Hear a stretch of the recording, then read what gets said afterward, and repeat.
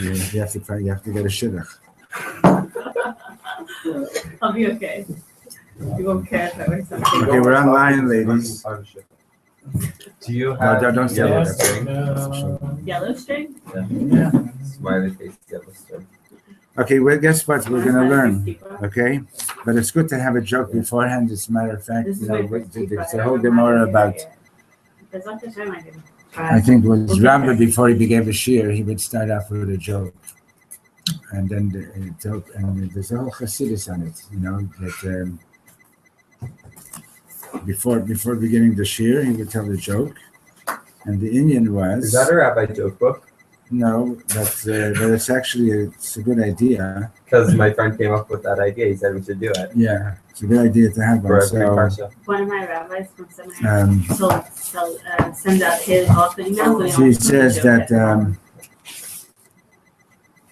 where is it? Yeah, Rabbi, before he began his shir, he would tell them a joke. And so the Chassidus goes into it quite a bit. But you know, what's the point? And that with the humor, it opens you up, you know, and then he would give the shir. It's good to tell a joke before a shir rather than in the middle of the shir. And the punchline is? I know. You tell a joke before, I'll remember it. And Once the shir starts, so Right. I'm longer. you have a book? That's whatever. Okay. 225. 25.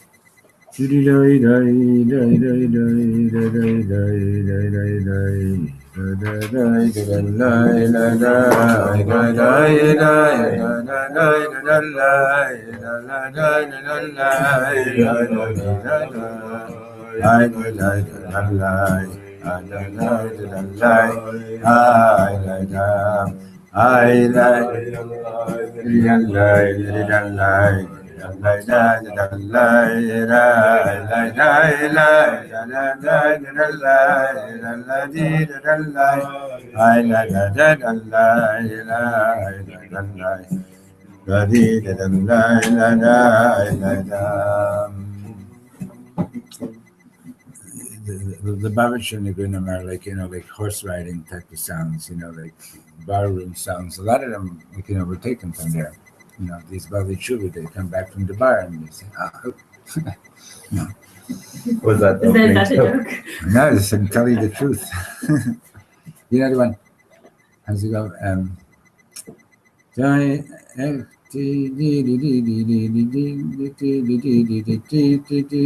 it go? Echti Durmarku, right? No, not Echti Durmarku, but and it's so it used to be a peasant song that's saying how long till we get to the bar, and then the Chassidim changed it to how long till we get to the Rebbe. All the Nanach songs now. Yeah, they you know what? Whatever you think about them, but once they stopped on Agrippa's Friday afternoon, they make the whole street happy. It's so true. They make everybody happy. So like, whatever you think of them, Right. but they're doing something awesome. People stop and they go and they start being besimcha. Okay, so we're on page 225. Okay. Shal na'alecha me'al raglecha. So I got to tell you this amazing thing that I heard B'Shem Rabbi Ginsburg. You guys all heard about Rabbi Yitzchak Ginsburg? He's amazing. He's got this great website. He's a Kabbalist, No, no? yeah, he's in Kubal and mathematician, concert pianist. Yeah, I learned about him when I was in Kabbalah class. Anyway, so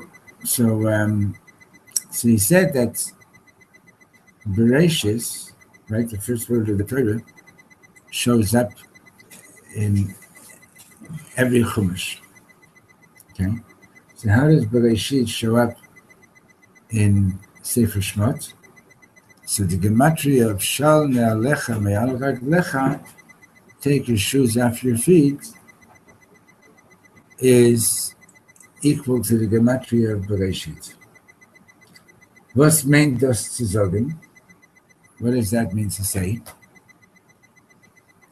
Right? So there's a Hasidic interpretation that Shalna Lechem Yad Lecha, so now is shoe, right? But it's also a lock. Yeah.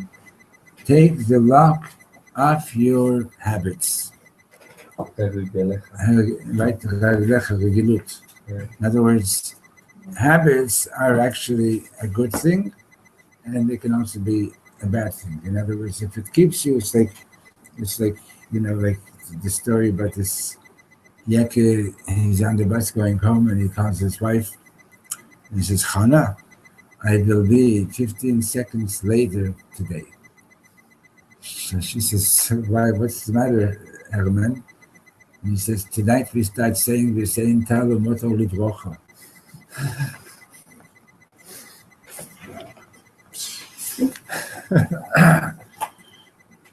So, but like there are people that like their schedule or their seder is like so locked that they just can't imagine going 1 minute earlier, 1 minute later. It's but the same thing with us, like you with everybody, like some people are used to, I give a certain amount of money to stop it. That's it. What about maybe somebody needs something really extra, right? This is my habit, So I daven. There's this chassid in Montreal that in a certain bismedrish, and you can know what time of day it is by looking at what he's doing right now. So on the one hand, it's beautiful, but on the other hand, it's like if it's holding you back from mamish achieving what you need to be achieving or what you should be achieving. So Hashem says to Moshe Rabbeinu, "Shalna lecha me'al raglecha," take your shoes out from your feet, take your undo the locks on your habits. So, Shalna lecha me'al raglecha. Ka'et ani רוצה שתדעו משהו עמוק מאוד. I want you to know something very deep. מליבי אל לבכם, from my heart to your heart. כולנו יודעים שבתשעה באב וביום הכיפורים אסור ללכת בנעליים. Everybody knows that Tisha B'Av and Yom Kippur we're not allowed to walk around in shoes. ברוכה הבאה. We're not allowed to walk around in shoes on Tisha B'Av and Yom Kippur. So מדוע אין העולים נעליים בתשעה באב וביום כיפורים? 225. So why not? העניין הוא כזה, אדם צריך נעליים רק כדי ללכת. Person needs shoes in order to walk. אם אני עומד במקום אחד, אני לא צריך נעליים. If I'm standing in one place, I don't need shoes. אם אני צריך ללכת, אני צריך נעליים. If I need to go somewhere, I do need to have shoes. וזהו העיקר, so here's the main point. בתשעה באב, כשאני רואה את חורבן בית המקדש, אני אומר, ריבונו של עולם, אני עומד כאן, אני לא זז. Tisha B'Av, when I'm focused on the destruction of the temple, I say, Master of the world, I'm standing here, I'm not going anywhere. לא אכפת לי, I don't care. אפילו אשב כאן 2000 שנה. אני לא זז עד שתתקן את בית המקדש. I'm going to stay here even for 2,000 years until you fix the בית המקדש. אני לא חולץ את הנעליים, ריבונו של עולם, אני יושב כאן ומחכה לך. I'm not, I wonder why it says חולץ, it should say נועל, no? No. חולץ נעליים. Move. Yeah, it's to take off shoes. But it was here he's saying on Tisha B'Av, he means to say I'm not putting my shoes back on. any חולץ נעליים? No, אני לא חולץ. It means I'm not taking off my shoes, but you don't have them on, Anyway, the idea is that I'm not putting on my shoes, I'm not going anywhere, I'm staying here and waiting for you. That's Tisha B'Av. מה קורה ביום כיפורים? What happens in Yom Kippur? יום הכיפורים אני אומר, ריבונו של עולם, אתה חייב לסלוח לי, כי אני לא יכול לזוז עד שתסלח לי. Yom Kippur, I'm not wearing shoes, because I'm saying to God, you have to forgive me, and I can't go anywhere until you forgive me. Right? I can't go. Tisha B'Av, you're saying, I don't want to go anywhere until you fix the base of Mikdash. Yom Kippur, you're saying, I can't go anywhere until you forgive me. Like what's it's everybody asks the question, why in Marav after Yom Kippur, why do you already say Slach Lanu? You just had the whole Yom Kippur, Hashem forgave you, so why are you already saying Hashem forgive me? Besides the fact that we're in the middle thinking about the food while we're davening, but why are you saying forgive me? And so one of the explanations is because you see why do we keep on why does one keep on repeating the same mistakes or stupid things after Yom Kippur? If you ask Hashem to forgive you, so and Hashem forgives you, so why are you going and doing it again? And the deeper problem is, besides all the stuff about the Yetzer Hara and this and that, the deeper problem behind that is that people have a hard time really believing that Hashem forgave them completely. Believing what? People have a hard time believing that Hashem has completely forgiven them. See, if you would really believe that Hashem Mamish forgave you completely, that means you would be believing that you now have Daf Naki, you got a completely clean slate, and you're Mamish starting afresh. And if you're starting afresh, you don't want to get any more stains on you don't want to mess up, that clean page, so to speak. Problem is that we don't believe 100% that Hashem is forgiven. And if you think about it, why don't people believe 100% that Hashem has forgiven them? Has it ever happened that somebody really upset you or offended you, and then they come and they say, I apologize, and you forgive them 99% or 100%? Usually I think 99%. 99% is pretty good, eh? 99%. Yeah, but a little bit not. In other words, I still remember what you did, right? Mm-hmm. In other words, if you ever do it again, it's going to arouse all these things. So the problem is that it's hard to believe that you are being forgiven if you don't know how to forgive. That you are being forgiven completely if you don't know how to forgive completely yourself. How could you forgive completely in a situation where someone is still a threat? Like you 100% forgive them, but you need to keep it in mind in order to protect yourself or others. I don't know if you can. I don't know. You have to be like on a really high madrega to be able to do that. But there's an expression, kabdehu v'chashdehu, honor him and be suspicious at the same time. Something that's in our subconscious, I think. It's in our subconscious one way or another. Let's say we completely forgive someone, that 1% will still be in our subconscious. No, but the truth is that you see, like for example, I hear what you're saying, and I'm not disagreeing with you, but the Tzemach Tzedek and his Maimer and Ahavas Yisrael. You want to recite it all clear right now? His Maimer and Ahavas Yisrael.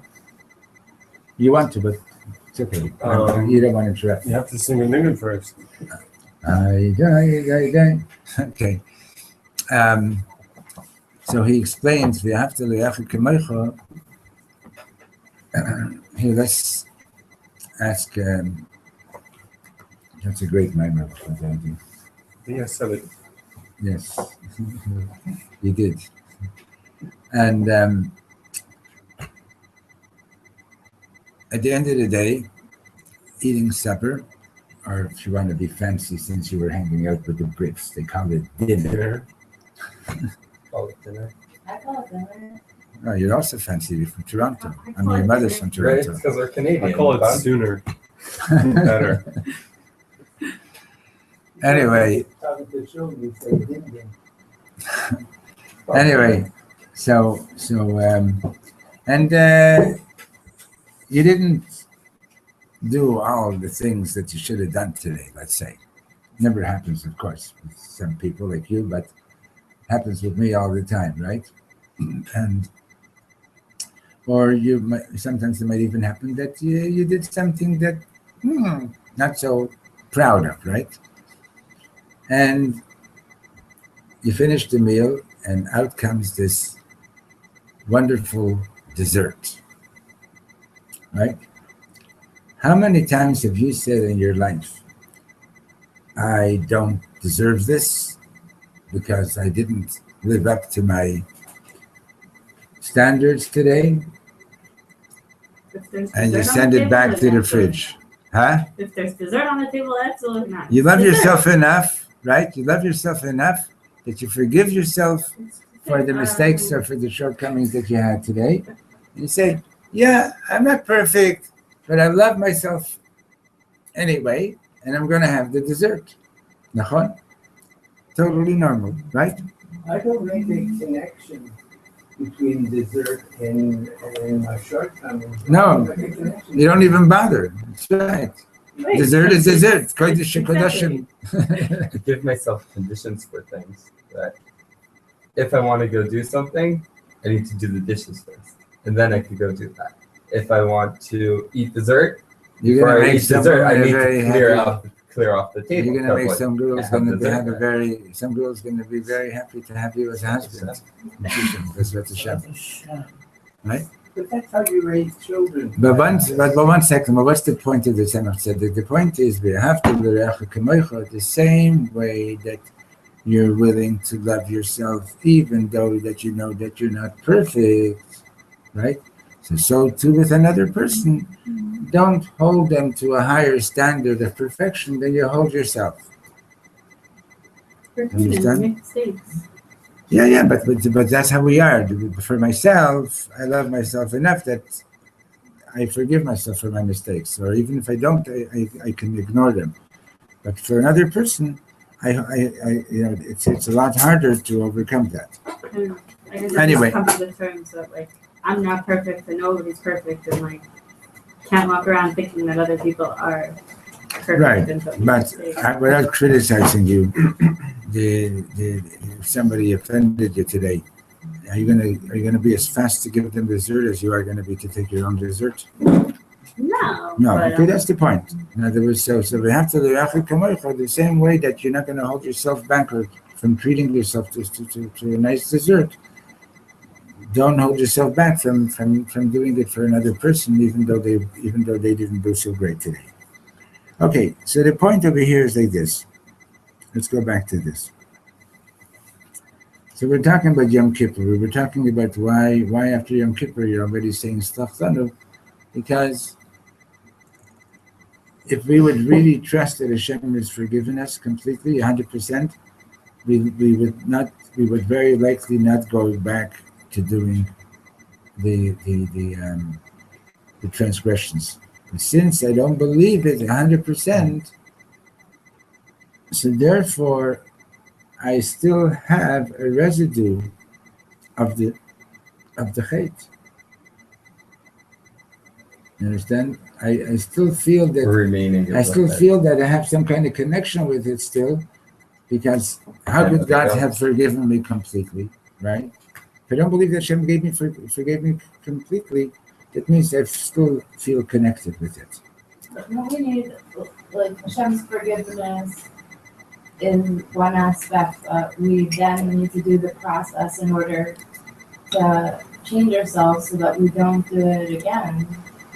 So that's 100% true. So we're talking about like the Yom Kippur. You've gone, you spent Elul doing your homework as you should, right?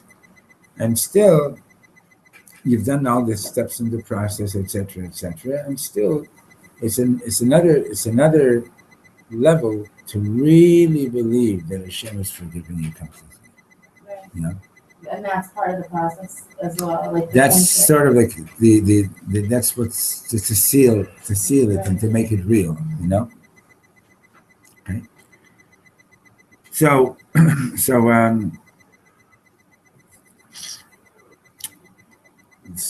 Yom Kippur we say, if you remember in the Machzor, we say Slach lanu, Mechal lanu, Kapir lanu. Right? What's the difference between Slicha, Mechila, and Kapara?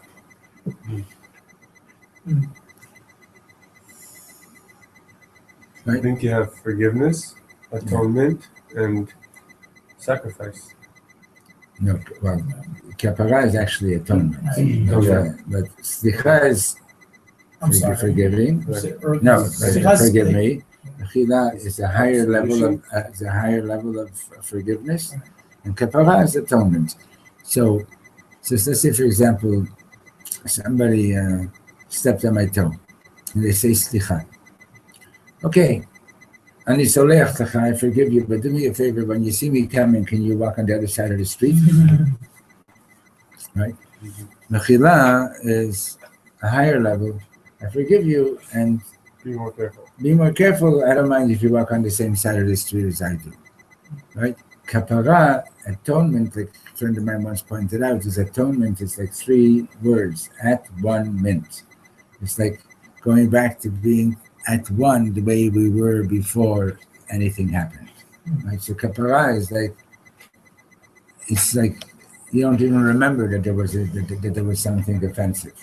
That's a very hard situation to get to. Like, I don't think between us and Hashem, like between Hashem and us, but I'm just thinking about it.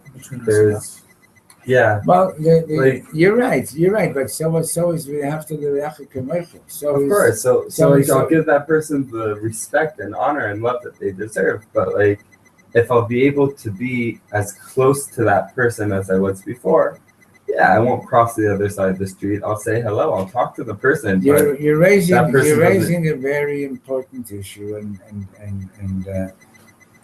I'm not disagreeing with anything that you're saying. What I'm saying is that this is something that we really need to work on. Understand? Because let's take, for example, it's erasing all memory you have of a person. Like you said. Let's take, for example, one day, some friends of yours or a couple comes to you and they say, Ezzy, we're having trouble with Shalom Bayis. Right? Do you believe that it's possible to restore the Shalom Bayit to the way it was before the problem? Now, the Torah says yes.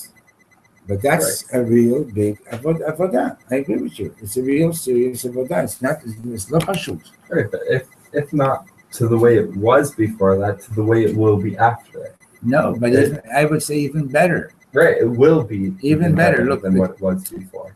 When we say in the Gemara that that when somebody does tshuva miyir, so zdoniot nasot lo ki shkabot. The willful sins are sort of downgraded to transgressions that were done inadvertently, right?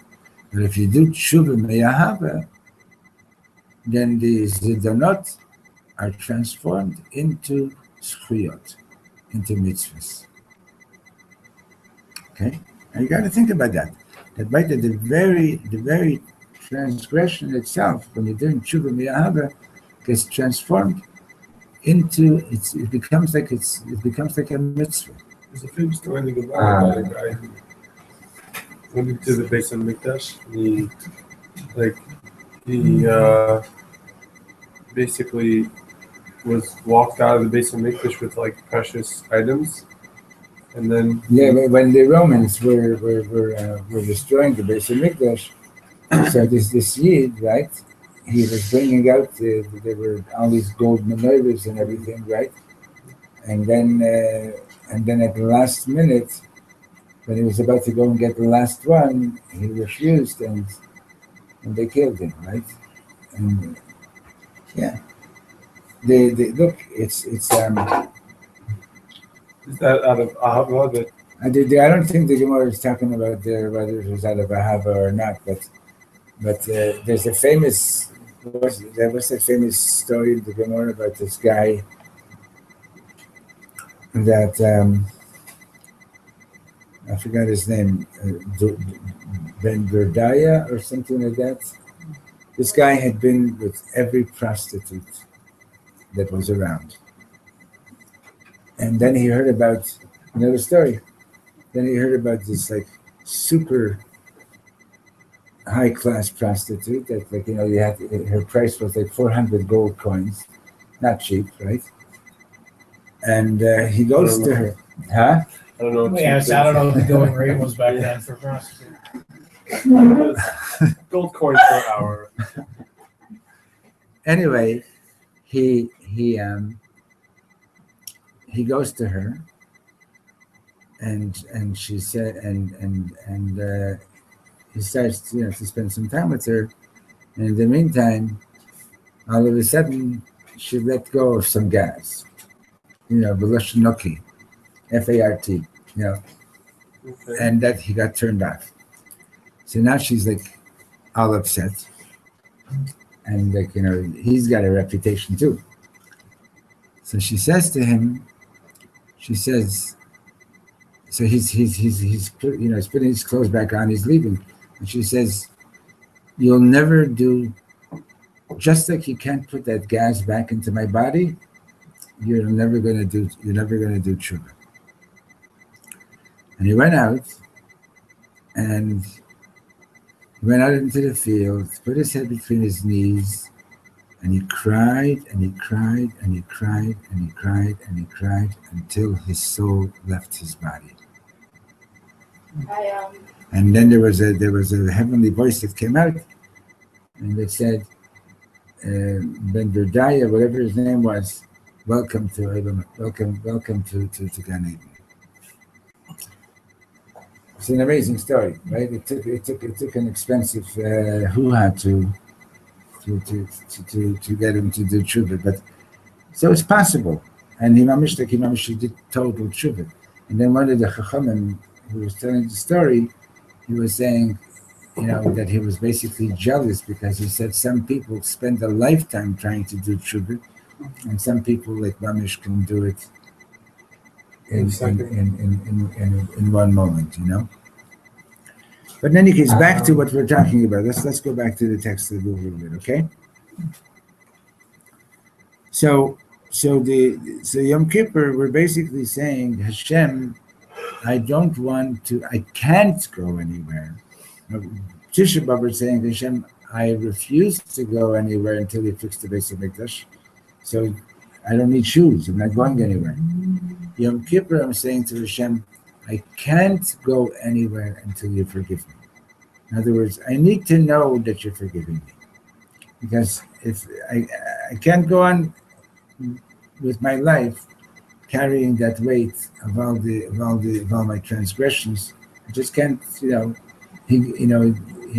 Hazman, I just can't do it anymore. V'od davar amok מאוד, a little bit past halfway to the page. V'od davar amok מאוד, and another very deep thing. למה צריך נעליים? What do I need shoes for? כדי ללכת למקום שעדיין לא הגעתי אליו. I need shoes in order to get to a place that I haven't gotten to yet, right? אבל בתשעה באב כבר הגענו. תשעה באב we already got to where we want to be. בתשעה באב הגענו למקום הכי גבוה בעולם.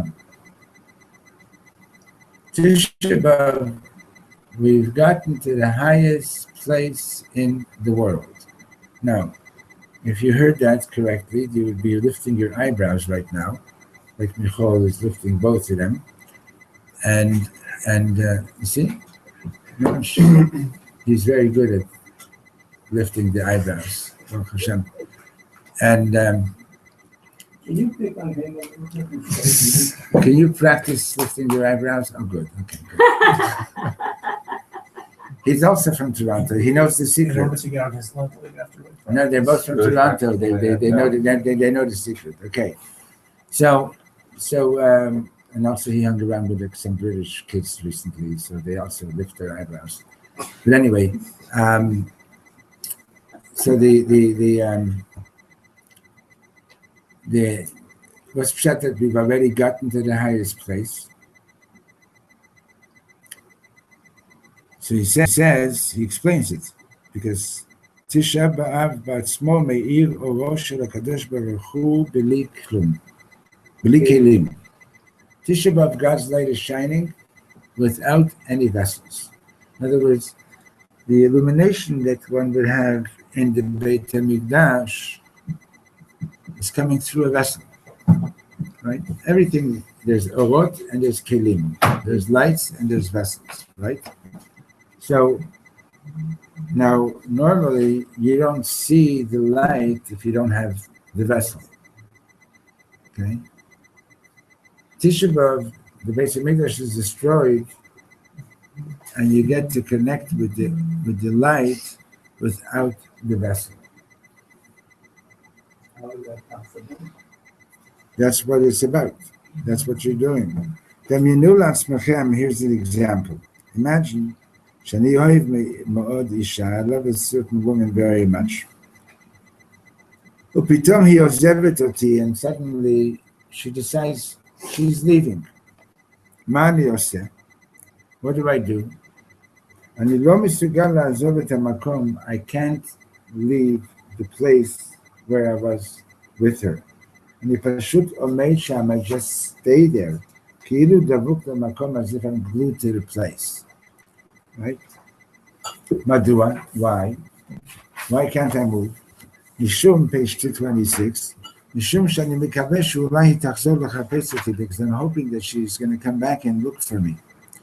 ואם לא, אהיה באותו מקום, and if I don't stay in the same place, איך היא תמצא אותי? How's she going to find me?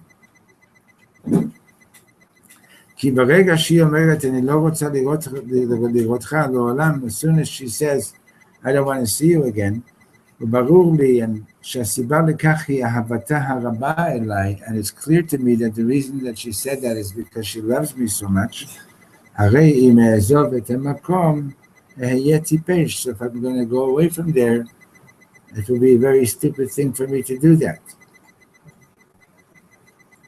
עמוד שם, אל תלך. Stay there, don't go away. התורה אומרת, של נעליך מעל רגליך, so the Torah says, take your shoes off. In other words, עכשיו הזמן, ממש עכשיו, now's the time, take your shoes off, don't go anywhere.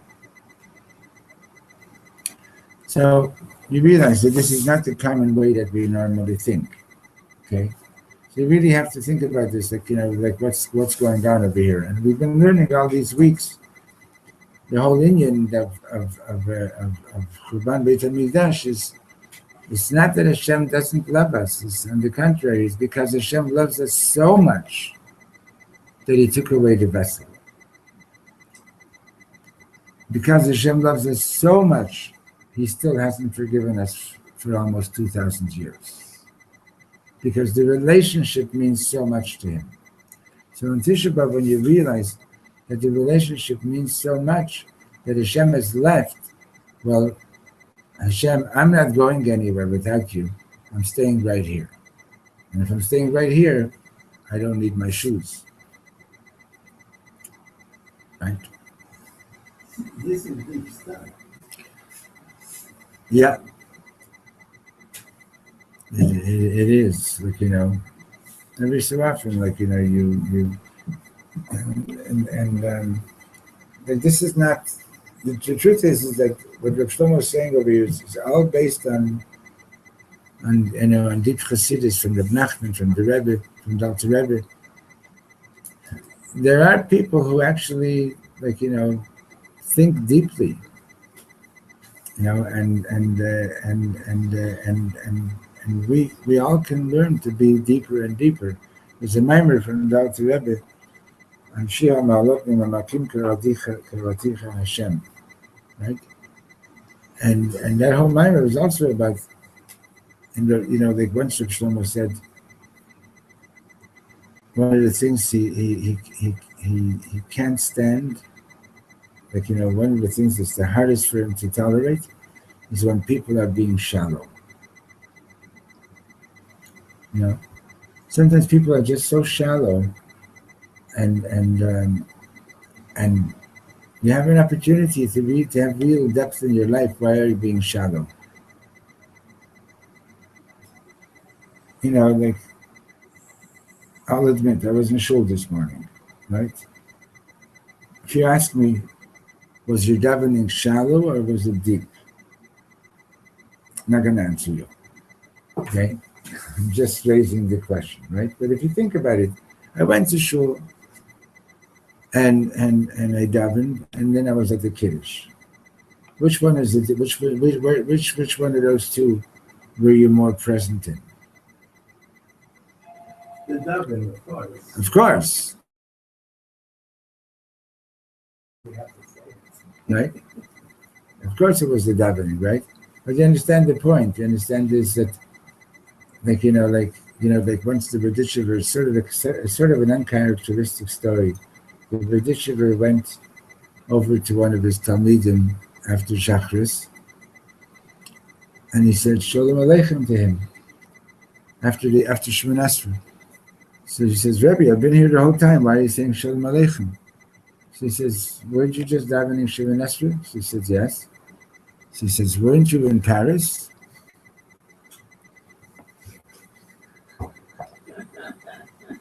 You just came back from Paris, didn't you? So I got to tell you Shalom Aleichem. Right? It's very uncharacteristic of Reb Levi Yitzchak. I have my questions as to whether it was really Reb Levi Yitzchak, that story, but just take it out. It's very uncharacteristic. But the point is, I heard of this big tzaddik that fasted 40 days because in the middle of Shemoneh Esrei, when he was saying Menachem Av, he thought of a chiddush in Tosfos. That was his machshava zora. Unbelievable, right? So you fasted 40 days because of that? He fasted 40 days because of that. I'd be fasting all year long if I maybe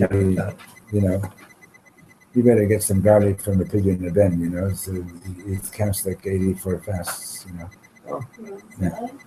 Yeah. If you get garlic? When they bring the baby in at the pig in the ben, they have on the tray, they have sugar cubes and garlic. And they say that eating that garlic is equal to 84 fasts. So what people do is they take it home, they cook it in a soup or whatever, and then they'll take some of that soup and they'll save it, and the next time they make soup, they'll put it into that one too. And they keep on recycling that garlic. When they never fast it?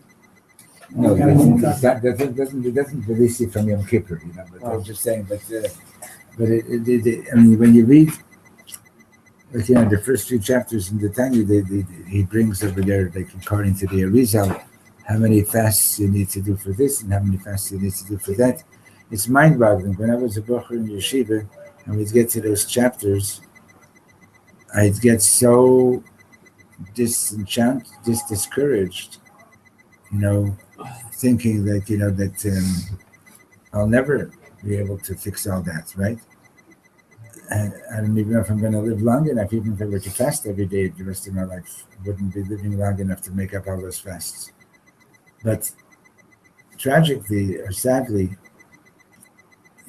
because I was always walking around scared of my shadow because I was grown up, I was a pretty abused kid.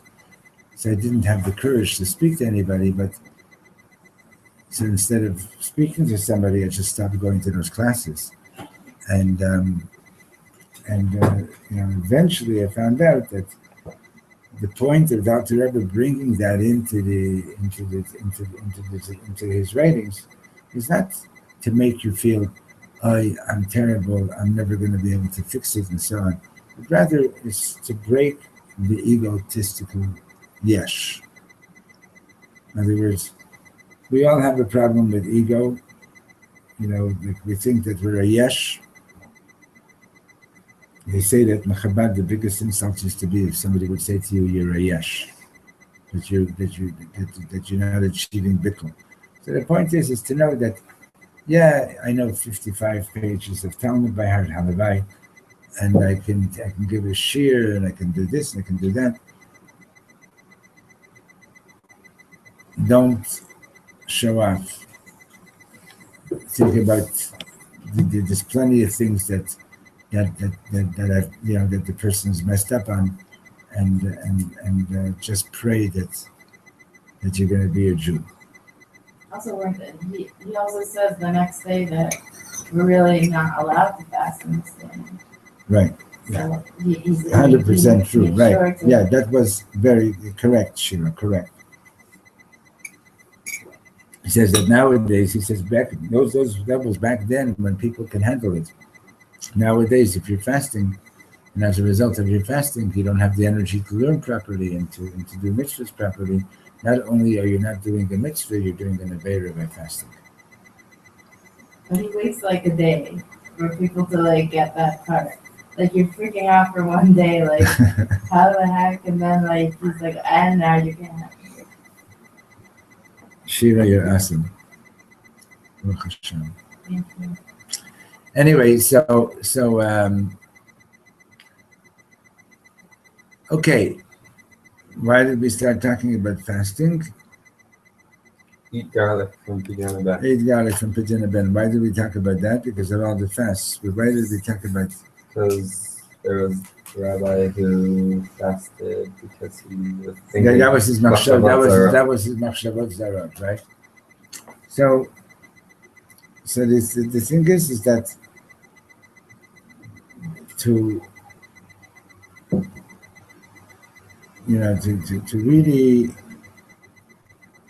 really connect, right? There's no. It's like to really understand that that Hashem cares so much about the relationship, and so you don't he's not letting you so you're not they're not your friend isn't letting you drive your car anymore. Your friend took away took back the computer, took back all the DVDs, etc., right? And to get to the place of realizing, you know what? You've taken everything away from me, so I'm no longer distracted by all the things that you gave me, and I'm focused and connecting just on the fact that we have a relationship. That's the hardest. Okay? You understand? If you're crying because the toy was taken away, and you say, "I want the toy back. I want the toy back," so it's still not about the relationship. But if you know that you're not going to get the toy back, and you're crying just because of the relationship, then you're going to have the relationship on the highest level. Okay. So that's Shalna Alecha Me'al Raglecha, take off your shoes. So now Reb Shlomo goes on and he explains a bit more what's the idea of O B'li Kli. Right? You understand? Kol Davar, Kol Or Sheba'olam Sarich Kelim. Every light in the world needs Kelim, right? It has to come in some kind of vessel. HaKadosh Baruch Hu bara ha'olam im or rav ve'im kelim. God created the world with a lot of light and with the vessels to hold that light. Kulam yadim shechuban Beit HaMikdash haya rak chuban hakelim. So everybody knows that the destruction of the temple was just a destruction of the vessels. Lo chuban ha'or. It wasn't the destruction of the light. אי אפשר להחריב את האור, רק את הכלים. You can't destroy the light. You can only destroy the vessels. ואתם מבינים רבותיי, you understand this, my teachers, כלים מצמצמים קצת את האור, גם אם הוא האור הכי גדול. כלים, by definition, contract the light, even if it's a really great light. Right? צריך התחלה, I'm sorry, הכלים מוכרחים לצמצם את האור. The vessels must contract the light. האור הוא בלי גבול because the light is infinite. ועניין הכלים הוא שהם כלים, and the whole thing about vessels is that that's exactly what they are. צריך התחלה ואמצע וסוף. You need something, you need a beginning and a middle and an end. So, מה קורה ביום הכיפורים? What happens on Yom Kippur? ביום הכיפורים נתברר לי שחפתי את כל הכלים. ביום כיפור I realized that I've broken the vessels. פגמתי בכל הכלים. I realized that I've really messed it up. כלומר, meaning to say, אני רואה שנשארתי עם כלים פגומים בלי אור. I realize that I've got these vessels that are damaged. I don't have the light. מה עושה הקדוש ברוך הוא? So what does God do? הוא מתעלם מהכלים. He hides from the vessels. הוא מאיר, Ignores. He ignores, he hides, right? הוא מאיר לתוך ליבי את האור האינסופי. But he's shining into my heart the infinite light. In other words,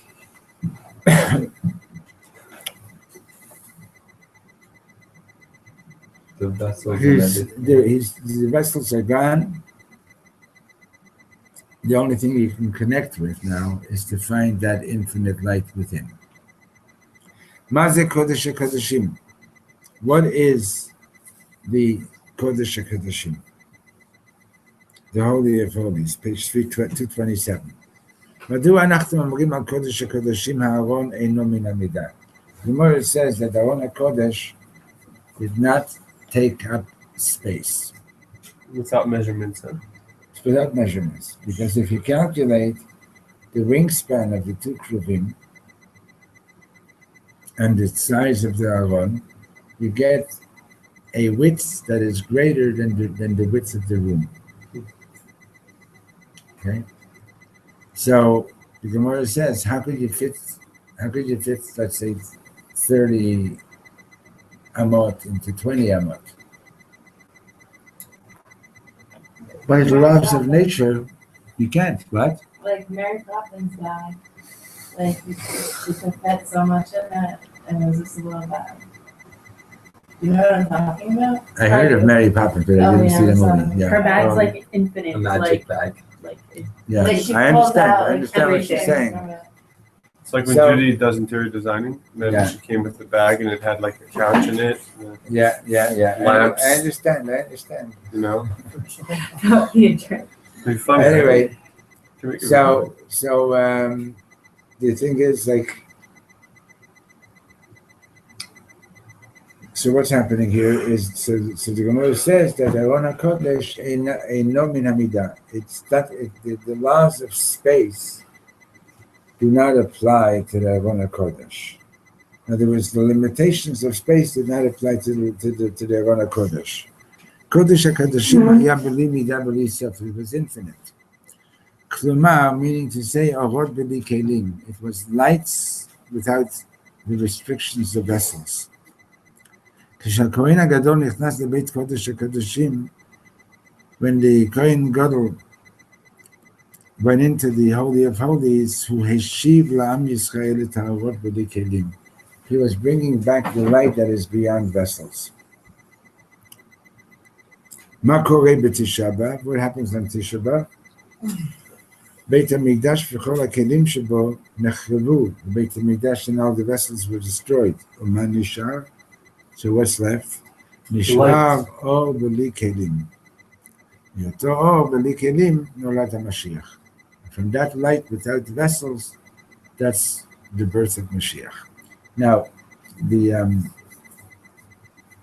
when Hashem spoke to Moshe Rabbeinu, what does it say?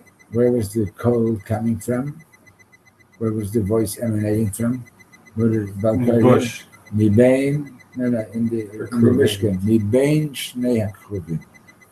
It came from the empty space between the Kruvim, right? In other words, when is Hashem fully present in your relationships? When is your relationship with another person real, completely real?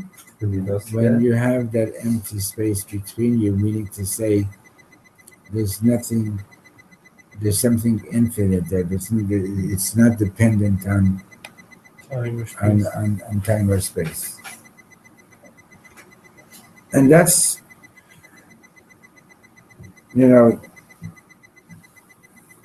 I would think that Mashiach is the opposite. Like everything about Mashiach is contained light. Right. Because if you take the Rebbe, for example, he sent all his shluchim out, right? Mm-hmm. And that's what they are. They're like containers of light. Okay, And but his work was to bring Mashiach, and Right. his method was vessels. But no, it's so to achieve that, you have to go into a place of ayin, and then from being Ayin.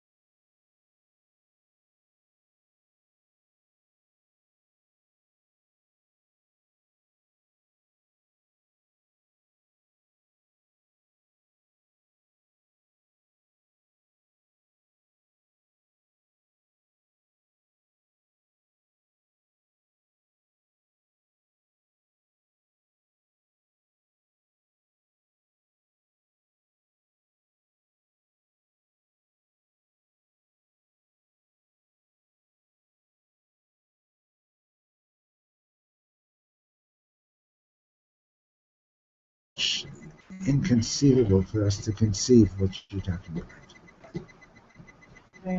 Is that saying that when Mashiach comes, that the light in the vessels to see the light is what we're That's saying? what she's But we saying. don't understand. In other words, the vessels won't hide the light. Okay. See, each vessel that you have right now, it's a container. It only allows you to see just so much light. You understand? You really see. What you're really seeing is the physical manifestation of that light.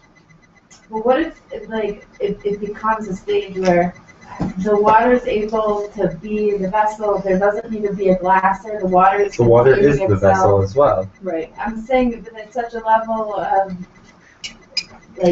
unity that It's certainly more than what we're familiar with right now, but so long as you can conceive of it, it's not the ultimate yet. Yeah. Understand? Yeah. You can let's say you can write an essay about a Kodesh Baruch Hu, right? That is the most brilliant thing that was ever said about Hashem. If you think that you're actually able to do that, then No, even let's say you do, okay? It's still limited in comparison to what Hashem actually is. right, Because necessarily. because you by definition, all of us by definition are of this world.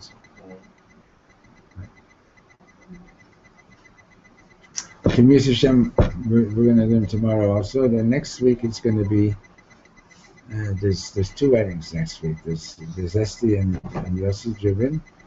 I And thought Esty is on Thursday.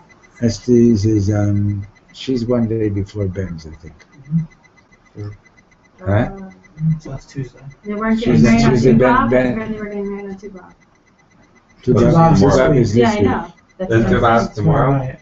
Yeah. Tonight and tomorrow. No, I don't. So I'm sure there's a lot of weddings tonight, but